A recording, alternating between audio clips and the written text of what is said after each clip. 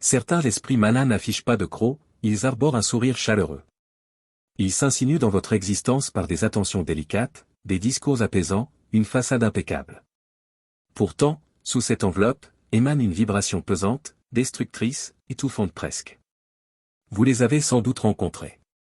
Cette impression bizarre qui comprime votre thorax, vidant abruptement votre mental. Cette sérénité qui s'évapore inexplicablement dès qu'il s'éloigne. Ce n'est pas fortuit. Absolument rien ne l'est lorsque ces entités sombres vous effleurent, une partie de vous le perçoit. Mais fréquemment, vous muselez cette intuition. À présent, je vais éclairer votre regard. Nous allons exposer 5 indicateurs précis. 5 alertes révélatrices qui dénoncent la présence d'un esprit ténébreux camouflé en forme humaine. Et surtout, je vais vous indiquer comment vous défendre non par votre seule puissance mais grâce à des outils mystiques aptes à fracasser tout lien, même celui jugé indestructible. Soyez attentifs, car une fois ces marqueurs assimilés, vous ne pourrez plus feindre l'ignorance. Persévérez jusqu'à la fin, car quiconque absorbe ces dévoilements acquiert également le pouvoir de s'affranchir. Et avant d'entamer, si votre intuition vous souffle déjà que cette transmission n'est pas anodine, alors validez par un like, abonnez-vous si ce n'est pas accompli et inscrivez le nombre 99 en réaction. Car c'est la quantité d'ovins que le pasteur délaisse pour retrouver celui qui s'est fourvoyé. Et aujourd'hui, peut-être êtes-vous cet ovin. Il existe des influences qui n'impriment aucune empreinte tangible et pourtant scarifient votre essence comme une plaie occulte. Vous les côtoyez, vous échangez avec elles et rien en surface n'éveille l'alarme. Elles n'élèvent pas la voix. Elles ne vous injurient pas, ne fracassent pas d'objets, mais un fragment en vous se fissure. Vous débutez la journée l'âme légère, imprégnée d'une vitalité tranquille. Puis après un bref contact en leur présence, c'est comme si toute clarté avait été siphonnée de votre être. Vos idées s'embrouillent, votre corps s'alourdit, vos mouvements ralentissent, votre souffle se raccourcit. Et lorsqu'elles partent, vous n'éprouvez pas de soulagement, vous vous sentez épuisé. Ce n'est pas une simple intuition négative, c'est un pillage mystique. Ces êtres, conscients ou non, agissent comme des abysses aspirant la quiétude que le Créateur a instillée en vous. Leur outil n'est pas le hurlement, c'est l'aura qu'ils traînent. Une aura imprégnée de noirceur imperceptible. Parfois, cela transparaît dans leurs propos fins qui paraissent triviaux mais touchent les points vulnérables. Parfois, dans un œil pesant, scrutateur, qui vous ausculte pour détecter la brèche. Parfois, dans un mutisme, mais un mutisme chargé comme une intimidation masquée. Ces échanges ne sont pas banals. Ce ne sont pas uniquement des individus pessimistes ou épuisants comme on les qualifie superficiellement. Ce sont des pilleurs de vitalité et à un degré plus profond des ravisseurs d'essence. Chaque rencontre devient un échange inégal. Ils absorbent, vous dépérissez. Et si vous ne le détectez pas promptement, ce schéma se perpétue jusqu'à ce que vous oubliez votre identité antérieure. C'est là que surgit le péril. Quand votre mental s'accoutume à cette vacuité, il la considère comme habituelle. Vous arrêtez de fredonner sans motif, de sourire sans cause, de visionner sans appréhension. Vous perdez l'impulsion, vous perdez le plaisir et progressivement, vous perdez cette intuition intérieure qui vous rappelait votre destinée supérieure, plus radieuse. Mystiquement, ces entités opèrent comme des parasites. Ils ne rayonnent pas d'eux-mêmes. Ainsi, ils se connectent à ceux qui irradient et se sustentent de cette clarté. Et plus vicieux encore, ils inventent 1000 excuses pour légitimer leur proximité. Je me soucie de toi. Je souhaite simplement t'assister. Je suis à tes côtés. Mais chaque assistance vous affaiblit davantage, chaque suggestion vous embrouille plus. Ils enveloppent leur empiètement de tendresse, mais ce n'est qu'un voile pour cacher l'hémorragie invisible qu'ils vous infligent. Et voici ce que nombreux ignorent. Se sentir épuisé après un moment partagé avec quelqu'un n'est pas ordinaire.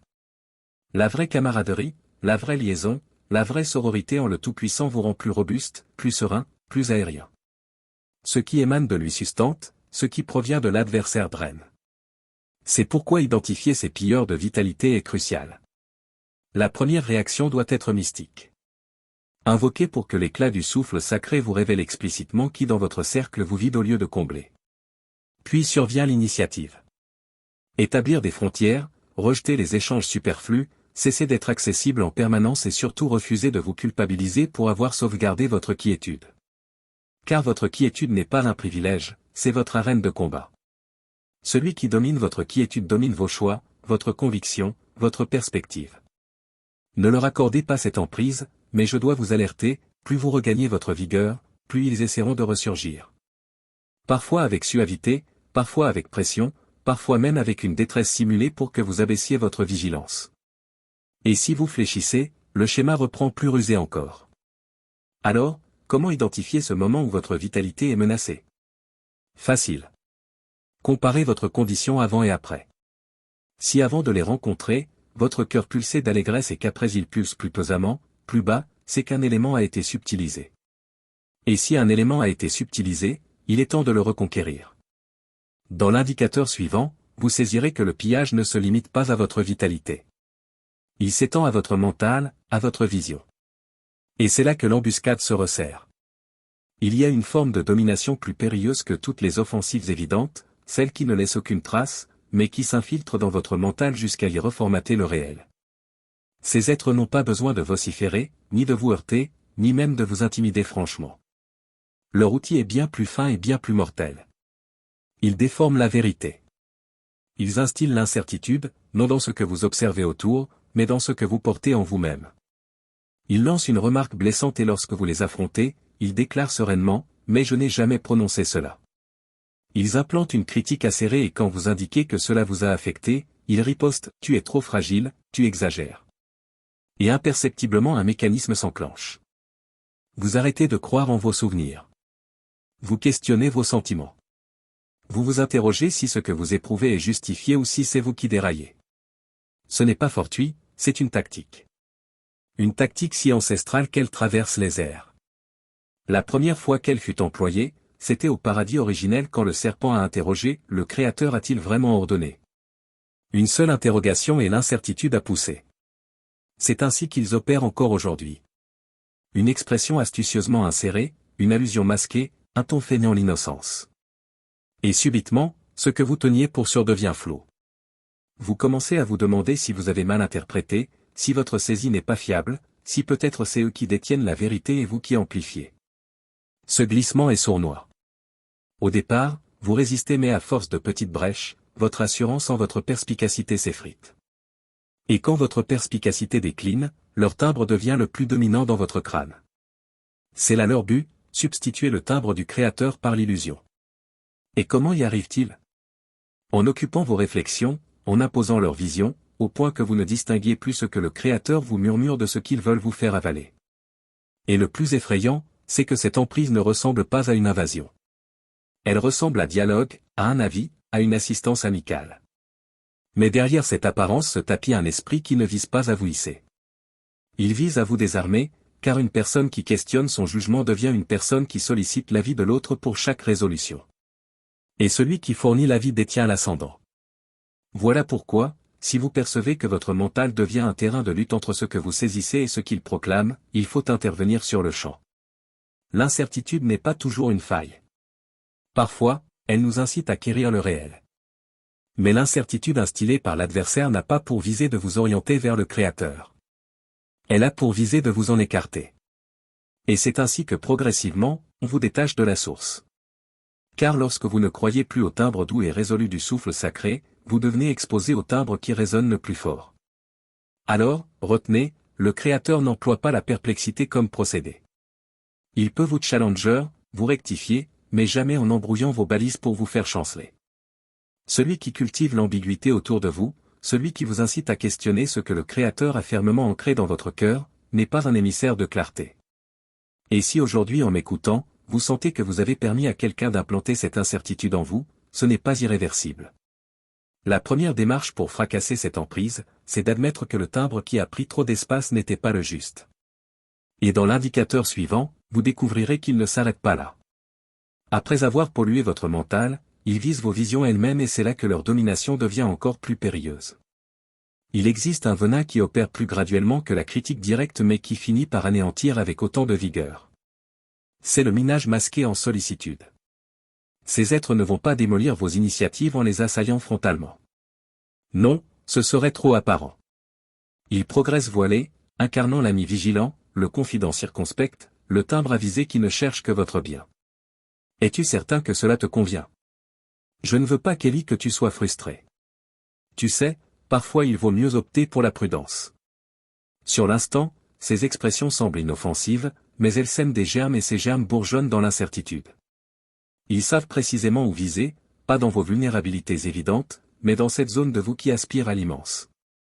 Leur but n'est pas uniquement de freiner votre impulsion, mais de vous faire renoncer de votre propre chef. Parce que si vous stoppez par décision, ils n'ont même pas besoin de vous obstruer le passage. Pourquoi agissent-ils ainsi? Parce que votre éclat leur renvoie le leur, celui qu'ils ont laissé s'éteindre depuis des lustres. Votre audace est un miroir implacable de leur abdication. Chaque fois que vous osez envisager plus vaste, plus distant, ils ressentent la piqûre muette du remords, celui d'avoir enfoui leur propre quête. Mais plutôt que de s'interroger, ils préfèrent éteindre ce qui flambe en vous. Ainsi, ils n'ont plus à endurer ce reflet. Ce minage est souvent invisible pour l'œil non initié.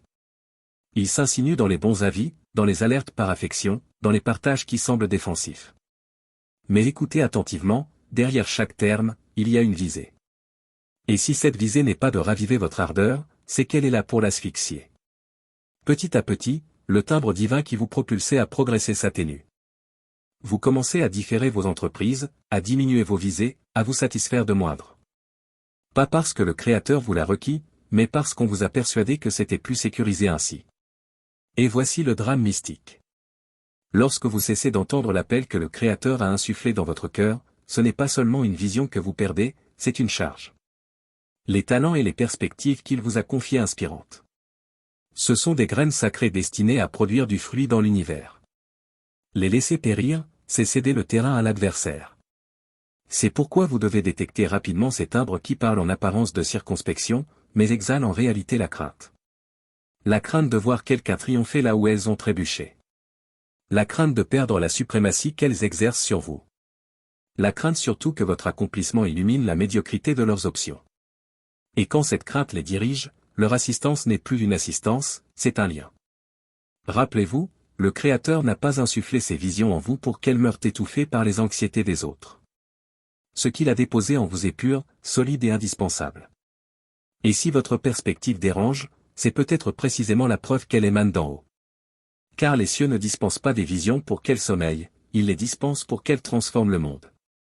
Alors, que faire face à ce minage velouté? Premièrement, réaffirmez votre vocation devant le Créateur. Exposez-lui vos entreprises, vos visées, sans masque. Laissez son timbre recouvrir celui des humains. Deuxièmement, évaluez chaque avis à la lueur de l'esprit. Cela m'encourage-t-il ou m'éteint-il? Cela me rapproche-t-il de ma charge ou m'en éloigne-t-il? Troisièmement, acceptez que certains ne vous saisiront jamais et que ce n'est pas votre mission de les persuader. Car la réalité est limpide.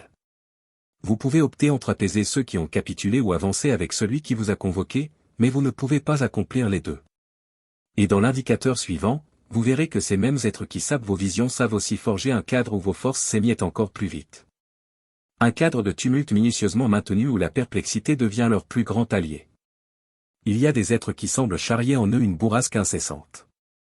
Vous pouvez les identifier aisément. Peu importe où ils pénètrent, l'ambiance mute. La quiétude qui prévalait il y a un instant s'évapore comme si elle n'avait jamais existé. Et subitement, sans que vous puissiez élucider comment, une lourdeur s'installe dans l'air, les yeux deviennent plus pesants, les termes plus acérés et les cœurs plus troublés. Ce phénomène n'est pas fortuit, c'est une tactique. Ces individus ne se sustentent pas d'harmonie mais de friction. Ils requièrent le drame comme d'autres requièrent l'air. Leur vitalité se recharge dans le tumulte et plus ce tumulte s'étale, plus ils se sentent dominants. Ils savent que la quiétude permet au mental de raisonner lucidement, de détecter, de s'aligner sur le timbre du Créateur. Alors, ils la démolissent systématiquement.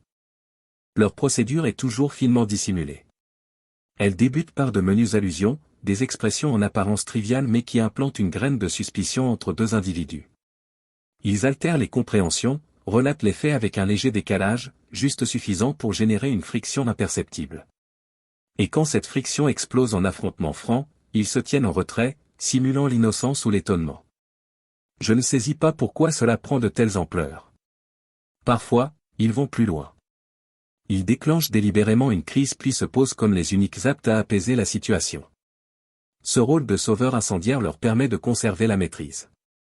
Ils savent que tant que vous êtes accaparés à gérer des querelles, des malentendus, des petites batailles affectives, vous n'avez plus la vigueur ni l'espace mental pour capter l'orientation du Créateur. C'est ainsi qu'ils volent plus que votre quiétude. Ils volent votre lucidité mystique. Et sans lucidité, même la vérité la plus manifeste devient nébuleuse. Vous commencez à opter pour de mauvaises résolutions, à mal décoder les indices, à questionner même vos intuitions les plus solides, et c'est là qu'ils triomphent parce qu'un mental perplexe est un mental dominable. Leur présence prolongée dans votre existence se manifeste par certains symptômes. Une sensation persistante de tension, des affrontements récurrents avec les mêmes individus, des liens qui se détériorent sans motif clair. Vous réalisez que depuis leur arrivée, vous êtes plus souvent en garde, plus épuisé affectivement, plus irritable et plus sournois encore. Vous avez perdu l'habitude du mutisme tranquille devant le Créateur. Là où il y a tumulte, ils prospèrent. Là où il y a lucidité, ils s'évanouissent. Voilà pourquoi ils ne tolèrent pas les cadres sains et structurés. Dans ces espaces, leur influence devient apparente et ils ne peuvent plus se camoufler. Mais dans la perplexité, ils passent inaperçus car tous sont trop occupés à juguler les brasiers qu'ils ont eux-mêmes attisés. Il est essentiel de saisir ceci. Le tumulte n'est pas seulement un climat affectif inconfortable, c'est une arme mystique de ravage progressif. Il vous éreinte au point où même vos invocations deviennent routinières, sans profondeur, sans écoute authentique. Et une fois que votre lien avec le Créateur est amoindri, vous devenez plus exposé à leurs propositions, plus dépendant de leurs remèdes, plus piégé dans leurs boucles. Alors, comment fracasser ce dispositif?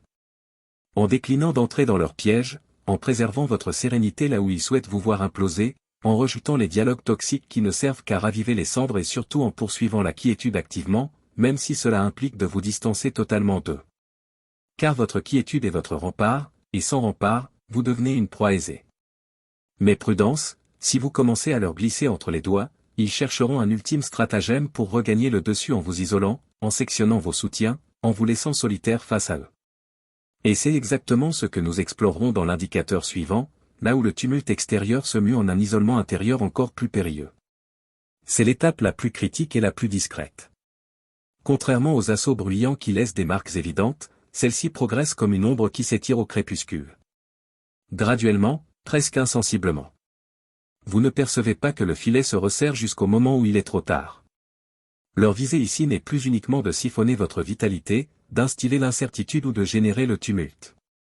Leur objectif ultime, c'est de vous détacher de tout ce qui pourrait vous renforcer. Ils débutent finement par des allusions voilées en confidence. Es-tu certain que cette personne t'estime vraiment? Je pense que ton compagnon te jalouse secrètement. J'ai noté que ton guide spirituel ne te considère plus comme avant. Rien de franc, rien qui ne puisse être taxé d'offensive ouverte. Mais chaque expression est une goutte corrosive qui avec le temps creuse des lézardes dans vos attaches les plus fermes. Puis arrive la seconde phase, l'isolement graduel. Vous commencez à esquiver certains compagnons juste pour vérifier. Vous diminuez vos échanges avec la famille par manque de temps. Vous vous éloignez de votre assemblée mystique parce que l'atmosphère a muté. Ce que vous ne voyez pas, c'est que ces choix ne proviennent plus de vous, mais de la graine qu'ils ont semée. Un jour, vous vous éveillez et vous réalisez que vous êtes isolé. Les dialogues profonds qui nourrissaient votre essence ont disparu. Les timbres qui vous rappelaient le réel se sont tus et qui demeurent à vos côtés. Eux, toujours eux. Ils deviennent votre unique source d'information, d'avis, de validation. Et quand une seule entité contrôle ce que vous captez, elle contrôle ce que vous réfléchissez. C'est précisément la tactique du prédateur qui sépare l'ovin du groupe. Tant qu'il est entouré, il est protégé, mais solitaire, il devient exposé. Mystiquement, c'est identique. Le Créateur a conçu la communauté pour être un bastion, un lien de défense. L'Ecclésiaste 4h12 l'énonce clairement. Un lien à 3 fils ne se brise pas aisément. Si l'adversaire parvient à rompre ses attaches, il sait que la victoire est presque acquise. Et voici pourquoi cette étape est si traîtresse. Une fois isolé, votre perspicacité s'affaiblit. Ce qui vous aurait paru étrange ou risqué il y a quelques mois devient acceptable. Vous cessez de confronter les éléments à la lueur de la parole du Créateur et vous vous fiez aux propos de celui qui est face à vous. Et quand ce timbre n'est pas synchronisé avec les cieux, c'est toute votre trajectoire qui dévie. Saisissez bien ceci. L'isolement n'est pas toujours corporel. Parfois, vous pouvez être entouré de monde, mais affectivement et mystiquement, vous êtes déjà solitaire, enfermé dans la sphère que l'adversaire a érigée autour de vous. Plus d'avis francs, plus de retours sincères, juste un écho incessant des mêmes concepts jusqu'à ce que vous les teniez pour absolus. Le péril est maximal à ce stade car l'adversaire n'a plus besoin de vous assaillir de l'extérieur. Il a implanté sa citadelle à l'intérieur de votre saisie. Et tant que vous resterez sectionné de vos appuis mystiques, il pourra réécrire votre récit, déformer vos souvenirs, redéfinir votre essence. Mais il y a une réalité que ces dominateurs oublient toujours. Même l'ovin le plus isolé peut encore capter le timbre du pasteur. Et ce timbre ne ressemble à aucun autre. Il ne domine pas, il ne ravage pas, il appelle par le nom. Et si aujourd'hui vous réalisez que vous êtes piégé dans cette geôle invisible, la clé n'est pas entre leurs mains, elle est déjà dans les vôtres. Car dans le prochain et ultime segment de cette transmission, je vais vous indiquer comment ressaisir cette clé, comment pulvériser chaque lien et comment reconquérir non seulement votre affranchissement, mais aussi la vigueur mystique que vous n'auriez jamais dû céder. Si l'un de ces indicateurs a heurté votre mental, si votre cœur a accéléré en les entendant, sachez-le. Ce n'est pas une coïncidence, c'est un appel des cieux, un avertissement net que l'ère de tolérer l'ombre est close. Aujourd'hui, une frontière imperceptible se dessine devant vous et vous devez opter de quel côté vous avancerez. Ne permettez plus à quiconque de piller votre éclat. Ne permettez plus à quiconque d'emprisonner votre timbre. Ne permettez plus à quiconque de fouler ce que le Créateur a déposé en vous. Érigez des frontières comme on élève des remparts et ne laissez franchir ses accès qu'à ce qui émane de lui. Sectionnez les attaches si requis, même si cela blesse. Car mieux vaut une souffrance fugace qu'un ravage progressif. Et ensuite, foncez. Foncez vers l'éclat du Créateur comme vers la seule origine capable de restituer ce qui vous a été ravi. Écoutez-moi attentivement. La puissance que le Christ vous a octroyée symbolique. Elle est réelle, palpable, vivante. Vous détenez l'ascendant sur toute œuvre des obscurités. Ascendant pour fracasser chaque lien. Ascendant pour sceller chaque accès à l'adversaire. Ascendant pour reconquérir tout ce qui a été subtilisé, votre quiétude, vos visions, votre perspicacité, votre timbre. Mais cette puissance doit être déclenchée par votre résolution aujourd'hui de vous ériger.